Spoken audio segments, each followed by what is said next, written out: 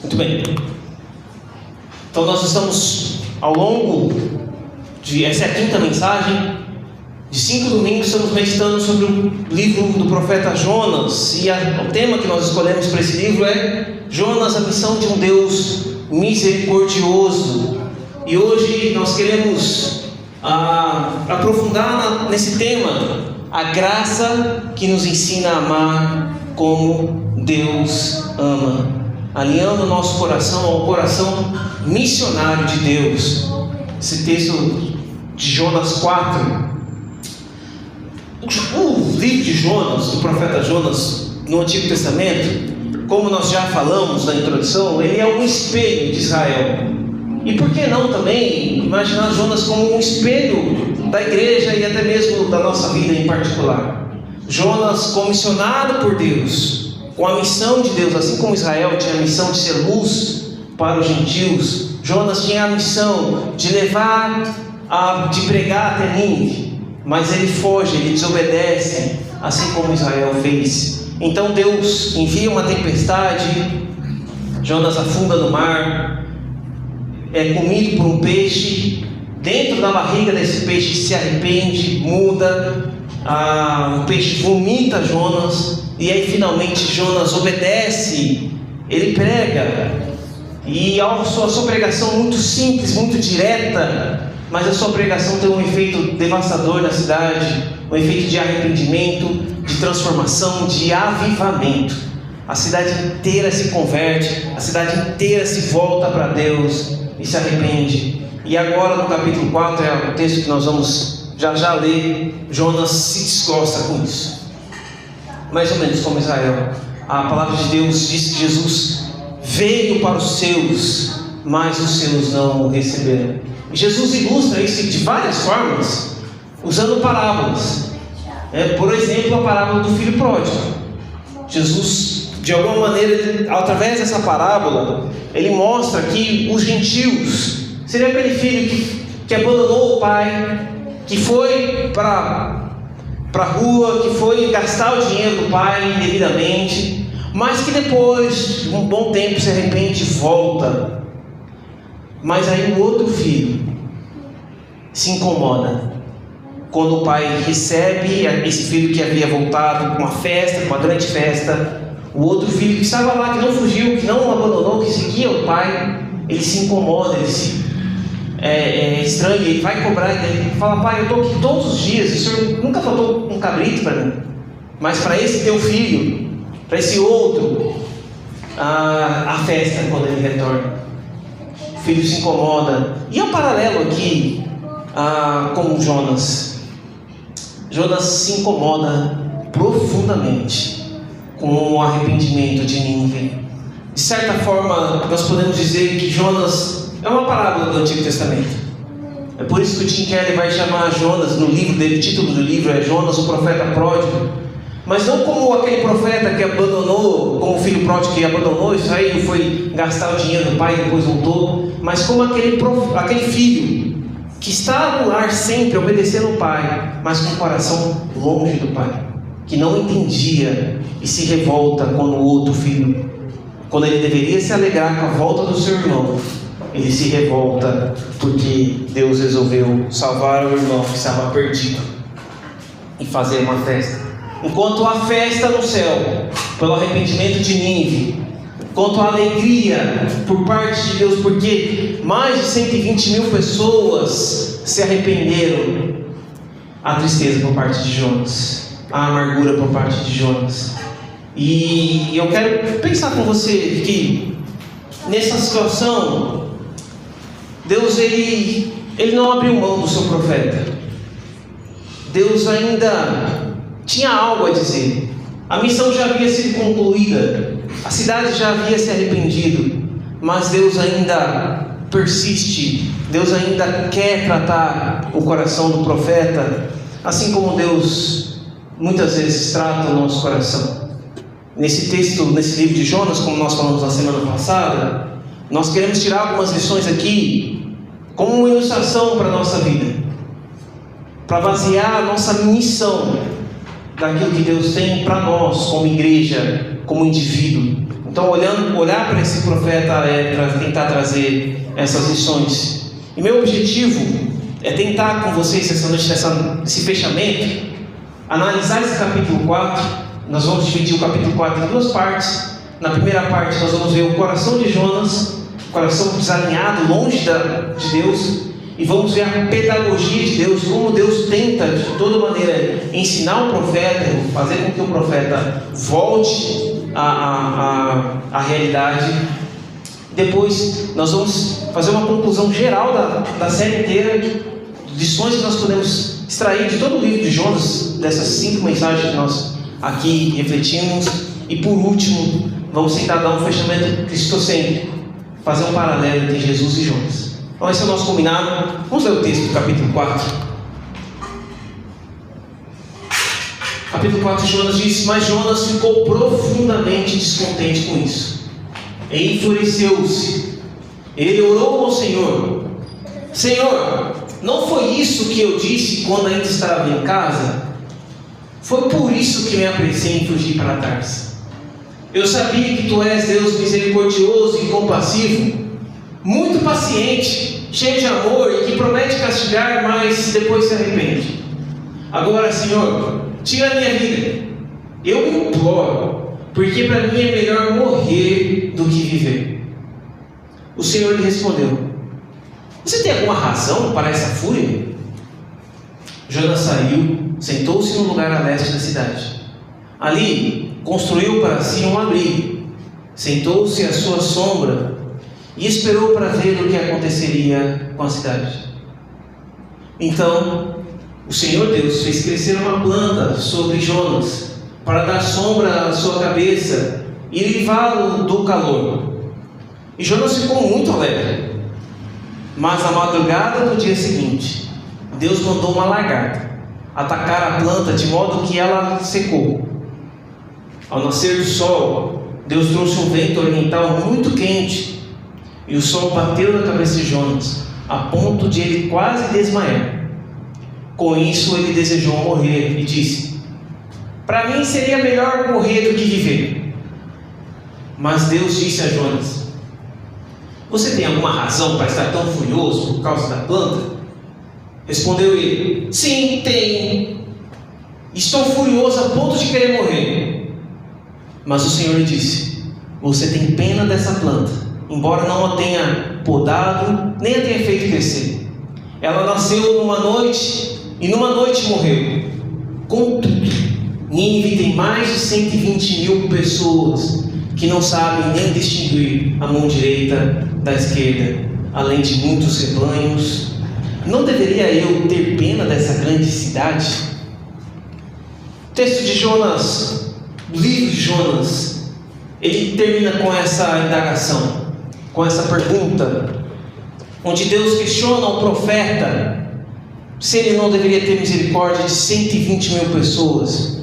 Um detalhe aqui: alguns estudiosos acreditam que essas 120.000 pessoas se referem a crianças, porque o texto fala que elas não sabem distinguir nem a mão direita da mão esquerda. Então 120.000 crianças, que daria numa cidade de 500 a 600 mil.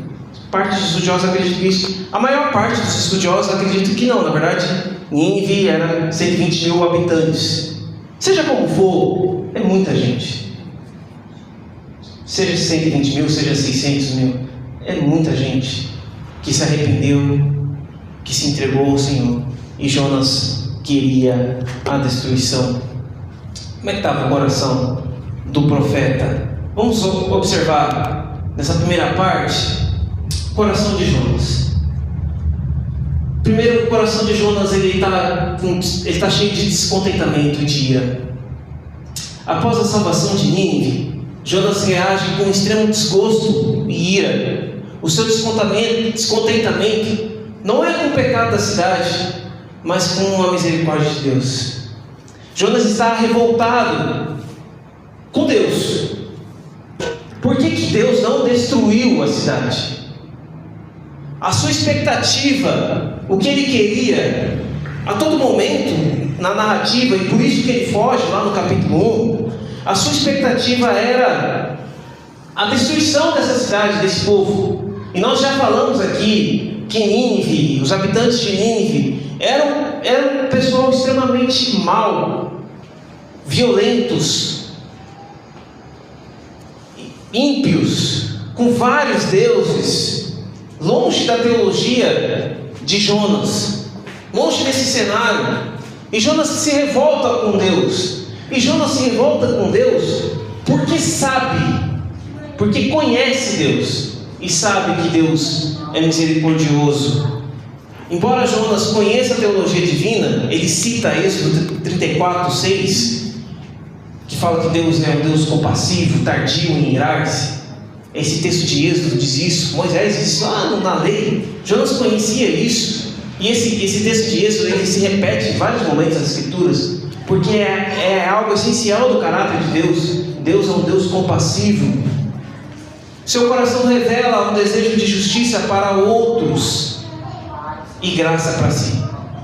O mero conhecimento bíblico garante por si só, não garante por si só a transformação espiritual. Jonas conhecia o coração de Deus, conhecia que Deus era misericordioso, e embora ele tenha experimentado essa misericórdia na sua pele, quando ele estava lá dentro da barriga do peixe, embora ele tenha passado por esse processo de receber graça e receber misericórdia, ainda assim ele desejava a destruição.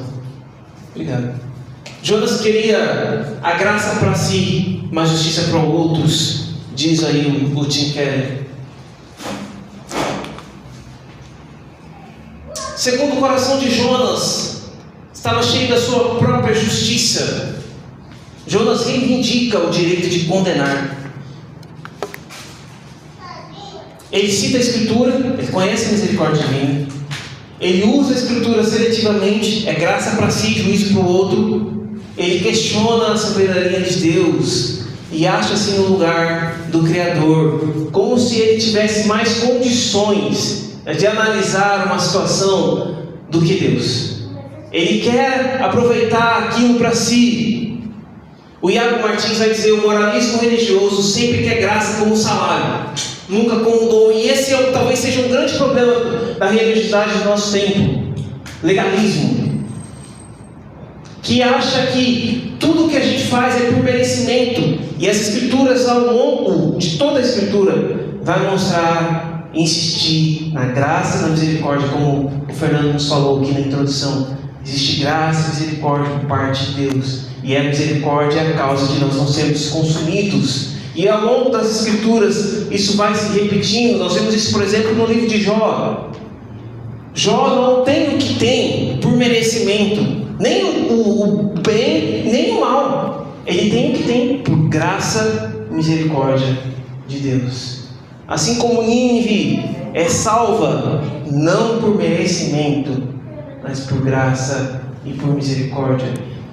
Jonas, ao contrário, a expectativa dele, de alguma maneira, ele quer graça, porque ele achava que por ser do povo de Israel, que por ser essa nação eleita, por guardar a profecia, por guardar a lei, por fazer a circuncisão, ele tinha algum benefício a mais do que outras nações. E ele queria se colocar no lugar de Deus. Falar: Deus, você tem que condenar isso daí. É um parênteses aqui para nós. Quantas vezes a gente tenta se colocar no lugar de Deus e deseja: o Senhor tem que põe a mão, Pai, não querer. Nosso Deus é um Deus de graça e de misericórdia. Jonas baseou sua identidade na ideia de que ele era obediente, ninguém viu em mim. Para ele, a misericórdia de Deus era uma recompensa por sua fidelidade, enquanto Nínive merecia julgamento. Pois o coração de Jonas está cheio de ressentimento que prefere morrer.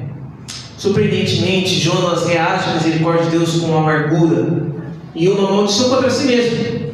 Agora, Senhor, tira minha vida, pois melhor me é morrer do que é viver. Olha desculpa a expressão, mas olha como Jonas é tupetudo. Nesse diálogo com Deus, ele fala: olha, chega desse negócio, para tirar minha vida. Para mim, você quer salvar esses camaradas aí, esses violentos? Então salva, mas pode me levar para lá. coração de Jonas revela uma verdade perigosa. É possível pregar arrependimento sem amar o arrependido, e anunciar a justiça divina sem desejar a salvação dos condenados. A verdadeira conversão cristã implica renunciar ao direito de condenar os outros. É reconhecer que estamos na mesma posição de necessidade de graça que aqueles que consideramos inimigos, e que sem a misericórdia divina todos mereceríamos julgamento. Mais uma vez, como o Fernando aqui colocou, todos nós estamos debaixo dessa graça e dessa misericórdia, e sem ela todos nós mereceríamos julgamento. Olhar como ser cristão, eu não tenho o direito de falar: nossa, eu recebi Jesus, então eu sou melhor.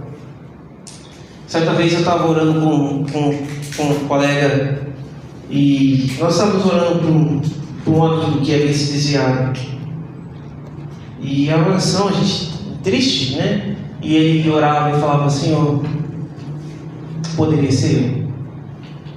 Poderia ser eu? Nós não estamos isentos. Nós defendemos essa graça, dessa misericórdia que se renova a cada manhã. Materialismo e o conforto de Jonas. A expectativa, Jonas espera buscando a destruição de Nínive. Depois do conforto pessoal, Deus proveu uma planta para a sombra e Jonas se alegra em extremo. Depois do desconforto, Deus envia um verme e um vento escaldante, a planta morre e Jonas sofre. Então Jonas tinha uma expectativa pelo juízo, então ele arma sua tenda ali para esperar aquela cidade ser destruída. Deus então decide mais uma vez falar com o seu profeta, interagir com ele, trazer ele de volta à sobriedade, e envia para ele uma sombra, uma planta, e depois envia um verme, envia um vento escaldante, um desconforto, para que ele possa voltar a si. O Iago Martins diz: Jonas se comove com a perda de uma planta, mas não com a perdição de uma cidade. O profeta pede a morte por raiva da misericórdia sobre ele, e agora por desconforto pela perda da planta. O coração de Jonas está desregulado, valorizando o bem-estar físico mais do que a salvação de milhares. Ele resolve a sua comodidade, ele está bem com a sua comodidade, e ele prefere que outros morram para que ele se torne confortável, para que ele fique confortável. E aqui mais um parênteses para nós. Às vezes nós estamos confortáveis, e Deus às vezes incomoda o nosso coração para levar o Evangelho, para pregar, para testemunhar, para de alguma maneira interagir com o ímpio, mas dentro do nosso conforto, a gente fala: não, vai casar mais tarde, melhor eu ficar quietinho. Às vezes nos comportamos como Jonas. Segunda parte, grande lição de Deus. Deus trata o coração orgulhoso do seu servo. Deus pergunta no versículo 9: é razoável essa tua ira por causa da planta? Jonas insiste: é razoável eu estou irado até a morte. Deus persiste. Irmãos, a paciência que Deus demonstra nessa pedagogia, nesse ensino, é algo surpreendente, porque talvez nós, com todo o poder de Deus, quando Jonas fala: eu prefiro morrer, então morre, infeliz. E a ponto dele: quer morrer? Então pá. E Deus persiste de uma maneira paciente. Queridos, como é bom saber que Deus, muitas vezes Deus tem paciência conosco. Quantas vezes Deus tem paciência? Já teve paciência comigo. E eu imagino, não sendo profeta, mas eu imagino que Deus ainda vai ter muito mais, porque a gente tem muitas falhas que precisa melhorar. Mas que possamos reconhecer a lição de Deus, a voz de Deus. Deus vai falando com o profeta, Deus vai conversando com ele, e mesmo assim ele vai persistindo com ele. Que não sejamos assim. A persistência de Deus em tratar o coração orgulhoso de Jonas é profundamente pastoral. Mesmo após a resposta teimosa de Jonas, Deus não encerra a conversa. Estava conversando com um irmão esses tempos atrás, falando como Deus foi teimoso nessa situação também. Jonas era teimoso, mas Deus foi mais teimoso. Ele insiste e ele persiste, e ele traz a tempestade, ele traz o peixe, até que Jonas vai lá, obedece. E aí Jonas, não satisfeito, Jonas continua irritado e Deus continua persistindo, tentando encontrar esse profeta. Em vez de repreendê-lo com a autoridade divina, Deus o instruiu com sabedoria pedagógica. Ele constrói um argumento lógico que começa com algo pequeno, que Jonas entende, a planta, e o conduz a algo grande que Jonas não compreende, a cidade. Pois Deus demonstra compaixão por um povo mau, que é interessante nós notarmos. O verdadeiro herói, o verdadeiro centro, nós já falamos aqui, o personagem central desse texto de Jonas não é o profeta, o personagem central é o próprio Deus. Tira Deus da história de Jonas e acaba a história, não tem história. Deus é o personagem central e Ele é o grande herói dessa história, e é um Deus de grande misericórdia, agindo consistentemente com o seu caráter revelado em Êxodo 34, como nós já assim falamos. Deus não só perdoa Nínive, mas o salva, restaura e inclui na história da redenção. Jesus, muitos anos depois, vai dizer que os ninivitas julgarão. Ou seja, o arrependimento deles foi genuíno, foi aceito pelo Deus. O próprio Jesus testifica isso. Não há discriminação. Todos são igualmente necessitados da graça divina, porque Deus salva tanto o oprimido, o rebelde, quanto o opressor, quanto o religioso. Nosso Deus, irmãos, é interessante nós notarmos aqui. Geralmente a gente, quando pensa em graça e misericórdia, em alguém tomando dar a vida por outros, como nós falamos de Jesus, a gente sempre pensa num herói que faz isso, sacrifica, né, pelo bem da humanidade. E olha, ele faz isso pelos bonzinhos, né? Geralmente, a quem se sacrifica nesses filmes, assim, ele faz isso para aquela pessoa boa, ele faz isso pelos seus filhos, ele faz isso pela sua esposa, pelos seus amigos. Mas o texto da palavra de Deus diz que Deus faz isso conosco quando nós ainda éramos inimigos. Aqui em Nínive não é os coitados da história, não são os bonzinhos. Pelo contrário, Nínive é o grande império em ascensão, um império que já havia tomado várias nações à força, que estava despontando e que logo mais, 30 anos depois, 50 anos depois, estava batendo a porta de Jerusalém para invadir o Reino do Norte. Esse grande império mau e cruel, que há relatos na história como um dos mais brutais de todos os tempos. Nínive não era oprimido, não era o coitadinho que Deus falava: não, Jonas, pega lá, eles estão morrendo de fome, eles estão padecendo. Não, Nínive era o vilão, era a pessoa má. De toda a história ali daquela região, Nínive certamente é a nação mais cruel que estava habitando ali e mais perigosa. Ainda assim, Deus estende graça para o opressor, para Nínive, para o bandido. Esse é o nosso Deus, esse é o seu caráter, essa é a compaixão de Deus. Um Deus que demonstra a misericórdia não só pelo coitadinho, pelo pobre necessitado. Que bonitinho, ele precisa. E Deus também.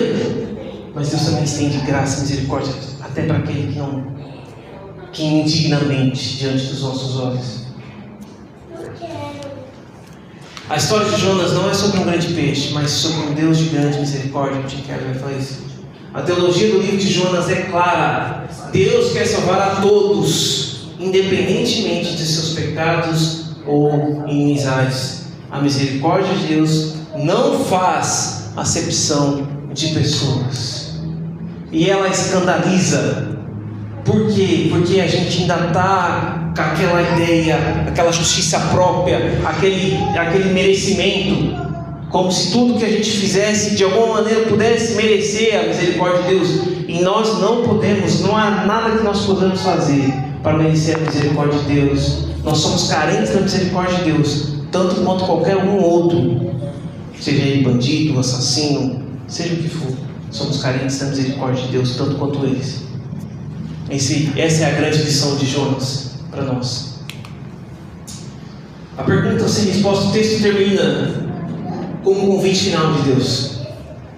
O livro de Jonas termina com uma pergunta retórica deixada no ar. Essa pergunta busca a transformação de coração, exigindo que cada leitor responda: Onde está o meu coração? Quem merece misericórdia? Será que eu posso negar a outros a graça que eu já recebi? Como essa história me muda? A pergunta sem resposta também é um convite sem termo ao alinhamento contínuo do nosso coração ao coração de Deus. Constantemente essa pergunta precisa ecoar dentro de nós: Senhor, será que o meu coração, será que as minhas atitudes, será que os meus pensamentos estão em consonância com as tuas atitudes, com os teus pensamentos, com o teu coração, com aquilo que o Senhor quer de mim? Será que aquilo que eu penso sobre o pecado, será que aquilo que eu penso sobre o pecador, será que aquilo que eu penso sobre isso, sobre política, será que tudo isso reflete aquilo que é o caráter do Senhor? Isso precisa ecoar sempre na nossa vida. Precisamos fazer essa autoanálise. Vamos para a conclusão final da série. O que nós podemos aprender com todo esse livro? Primeira grande lição que esse livro vai nos ensinar é que Deus é um Deus missionário. O livro de Jonas começa com uma palavra poderosa: levanta-te. A missão não nasce no coração do profeta, ela nasce no coração de Deus. Desde o jardim do Éden, Deus está em movimento para alcançar o perdido. Ele se movimenta e ele vai, e ele quer alcançar aquele que está perdido. E no livro de Jonas nós vemos esse movimento de Deus alcançando os marinheiros pagãos, que são chamados de volta à verdade. O próprio profeta rebelde, que é trazido de volta ao caminho dentro da barriga do peixe. A cidade violenta que é oferecida uma porta de arrependimento. A igreja existe para a missão, assim como o fogo existe para queimar. John Stott vai falar isso. Então, se Deus é um Deus missionário, a maneira que Deus escolhe fazer missão é através de igreja. Então a igreja existe para fazer missão, assim como o fogo existe para queimar. E a missão, então, na verdade, é um privilégio, não um peso. Precisa ser um privilégio, precisa ter esse entendimento. Participar dessa missão. Deus está em movimento para salvar o seu povo. Ele está agindo, ele não para. Mas ele nos chama para participar com um privilégio, para ser cooperadores dessa missão. Isso para nós é algo maravilhoso, porque ele poderia fazer sozinho, mas ele escolheu nos envolver. Ele poderia chamar outros, mas ele nos escolheu nisso. Por isso que nós precisamos ter um coração disponível. Tim Keller vai falar: fomos salvos não apenas da condenação, mas para participar da restauração do mundo. A pergunta que encerra o livro de Jonas ressoa até nós hoje. Nosso coração está disponível para o que Deus ama. Deus ama Nínive. Deus ama os pecadores perdidos desse mundo. A questão é: será que nós vamos nos envolver? Será que nós vamos nos empenhar para amar aquilo que Deus ama? A segunda lição que nós podemos aprender com esse livro é que os campos estão brancos. Jesus vai usar essa expressão muito tempo depois para se referir à missão que ele tinha e à missão que é da igreja. Os campos estão brancos, as pessoas estão sedentas, famintas por Deus. Nínive era improvável, violenta, cruel, distante. A capital do Império Assírio era conhecida por sua brutalidade. E ainda assim, Deus envia o profeta. Essa mensagem para nós, essa é a mensagem para nós. Nenhum lugar é distante demais para o amor de Deus. Nenhuma cidade, nenhuma geração, nenhum coração está fora dos limites da misericórdia divina. Essa tem que ser os campos estão brancos, as pessoas estão carecendo de Deus. E assim como Deus usou Jonas para alcançar Nínive, Deus quer nos usar para levar essa mensagem para a nossa geração. Às vezes De verdade, a nossa geração é Nínive, né? Essa outra lição que eu queria comentar. Às vezes a gente olha para a nossa geração e você fala, parece que é uma geração tão perdida. Principalmente os jovens, adolescentes, com TikTok, com essas redes sociais, com essas besteiras. Parece que o coração está tão longe de Deus. A gente está vivendo agora essa época de carnaval, as pessoas se embriagando, as pessoas cometendo todo tipo de lascívia, toda a imoralidade, enfim, toda a questão que está sendo jogada à tona no nosso mundo, tanto no nosso país, casos de escândalos nos Estados Unidos, que cada dia surge uma situação diferente de imoralidade pior, que chega à beira do absurdo, casos até de canibalismo. A gente fica tão assim assustado diante dessa situação, e parece que a sensação que dá é que parece que o Evangelho não vai comunicar mais, parece que, parece que se perdeu.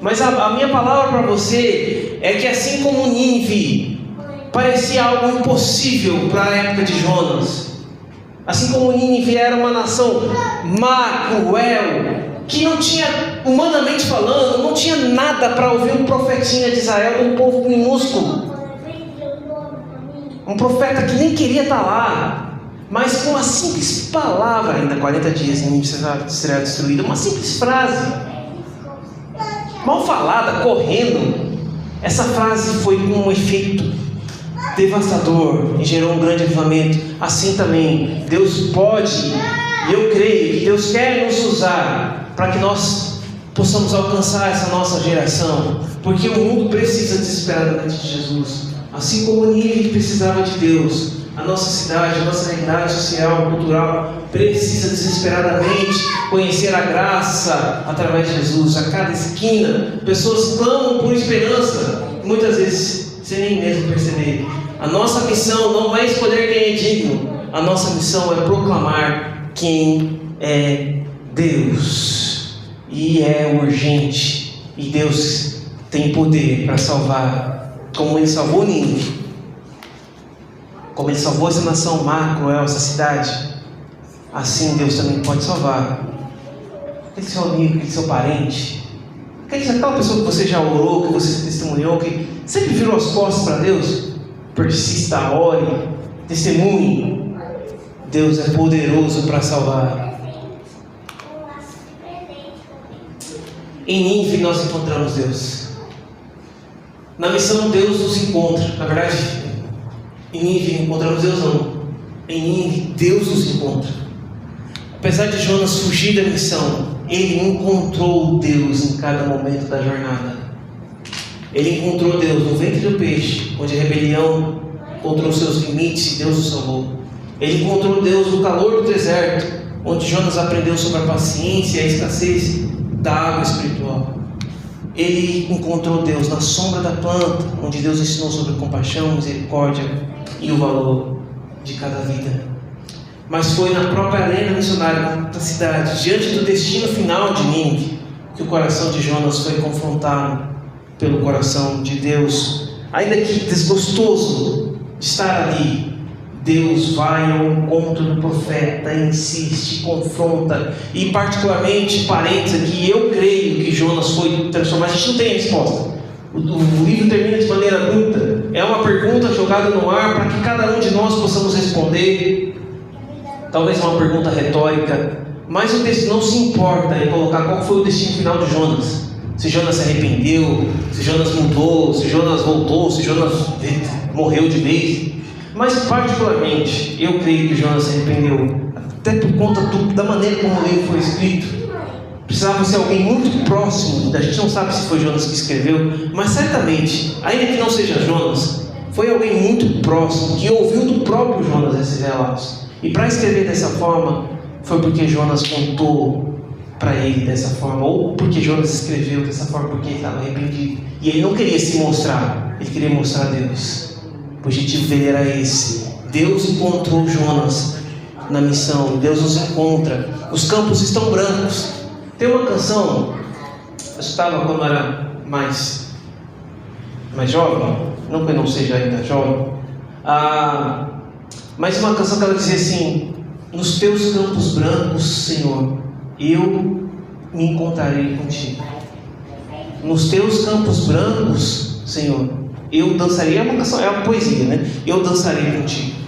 O que indica que, se nós queremos de fato ter algo real com Deus, não que nós não encontremos Deus na igreja, claro, Deus se manifesta na igreja, Deus se manifesta na vida do nosso irmão, do nosso amigo cristão, Deus se manifesta às vezes através de um louvor, claro, mas Deus se manifesta de uma maneira especial, de uma maneira desafiadora, quando nós vamos aos campos brancos, quando nós vamos para fazer missão. Terceira e última parte dessa conclusão, o texto de Jonas, o livro de Jonas vai nos ensinar que misericórdia é melhor que sacrifício. Jonas queria ortodoxia, Deus queria compaixão. Jonas queria juízo, Deus demonstrou misericórdia. Alcançados pela graça, devemos dar graça. Um dia, nós fomos Nínive, rebeldes, distantes, improváveis. Nossa própria história é contada pelo Evangelho da Misericórdia.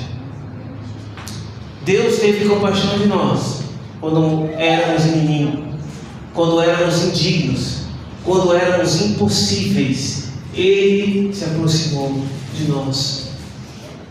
Não podemos negar a graça aos outros.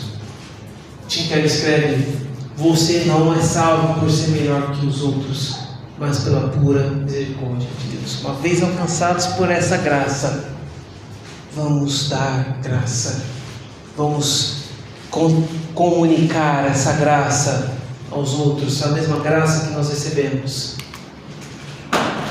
Se fomos alcançados pela graça, não podemos viver como acusadores. Quem já foi perdoado não tem o direito de apontar o dedo perpetuamente. Se fomos amados quando éramos inimigos, devemos amar o próximo com a mesma compaixão que recebemos. Quem foi resgatado do fundo deve estender a mão ao que ainda está afundando. Esse é o nosso dever. Eu conheci em Bauru, no tempo que eu estudava no seminário, um casal que eles foram profundamente marcados, porque o filho deles nasceu com um problema no coração. Não vou saber explicar qual que é o problema, nem vou, mesmo que eu soubesse, que não ia me atrever a entrar nessas questões médicas. Mas ele nasceu com um problema no coração, enfim, e ele não resistiu. Bebê ainda, com poucos meses. E a partir daquele momento, depois dessa perda, esse casal se uniu e eles começaram um movimento. Eles descobriram um tratamento. Depois que o neném já havia falecido, eles descobriram um tratamento. E eles então iniciaram um movimento para ajudar outras famílias a tentar salvar os seus filhos que nasciam com esse mesmo problema. Eles então mudaram totalmente a sua rotina. Eles conseguiram o tratamento que para esse tipo de doença.